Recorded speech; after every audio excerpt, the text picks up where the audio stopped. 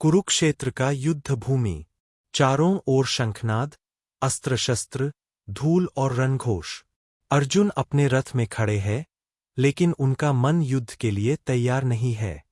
उनके सामने अपने ही बंधु, गुरु, मित्र और सगे संबंधी खड़े हैं। अर्जुन का हृदय करुणा से भर जाता है।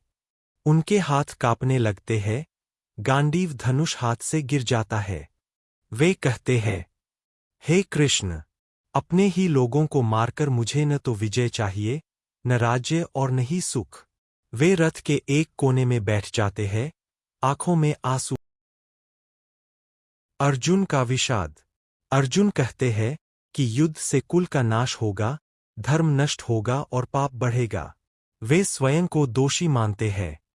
तब वे श्रीकृष्ण से शरण मांगते हैं। मैं आपका शिष्य हूं, कृपया मुझे बताइए कि मेरे लिए क्या उचित है। श्रीकृष्ण का उपदेश आरंभ। श्रीकृष्ण मुस्कुराते हैं और गंभीर स्वर में कहते हैं, हे अर्जुन, तुम शोक करते हो, जबकि शोक करने योग्य नहीं है। ज्ञानी न जीवितों के लिए शोक करते हैं, न मृतकों के लिए। वे आत्मा का रहस्य समझाते हैं। आत्मा न जन्म लेती है, न मरती है, न जलती है, न कटती है। शरीर नष्ट होता है, आत्मा नहीं।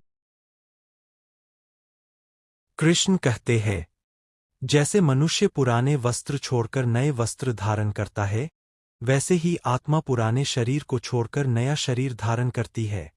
अर्जुन पहली बार ध्यान से सुनते हैं। क्षत्रिय धर्म और कर्तव्य। श्री कृष्ण समझाते हैं, हे अर्जुन, क्षत्रिय के लिए धर्मयुद्ध से बढ़कर कोई पुण्य कार्य नहीं। यदि तुम युद्ध नहीं करोगे, तो अपना धर्म और सम्मान खो दोगे। वे कहते हैं, युद्ध में मरण स्वर्ग, युद्ध में विजय राज्य, इसलिए भय त्यागो।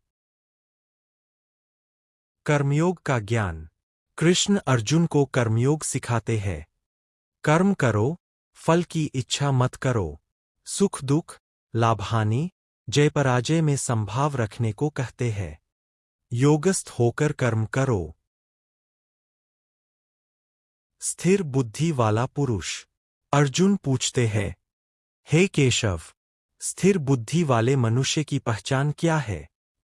कृष्ण उत्तर देते हैं, जो इच्छाओं का त्याग करता है, जो सुख दुख में समान रहता है, जो क्रोध, भय और मोह से मुक्त है, वही स्थिर बुद्धि। अध्याय का निष्कर्ष। अर्जुन के चेहरे पर अब दृढ़ता है। उनका शोक कम हो चुका है। वे समझ जाते हैं कि युद्ध व्यक्तिगत नहीं, बल्कि धर्म का मार्ग है। श्री कृष्ण कहते हैं, यह ज्ञान मैंने तुम्हें दिया है। अब तुम अपने कर्तव्य का पालन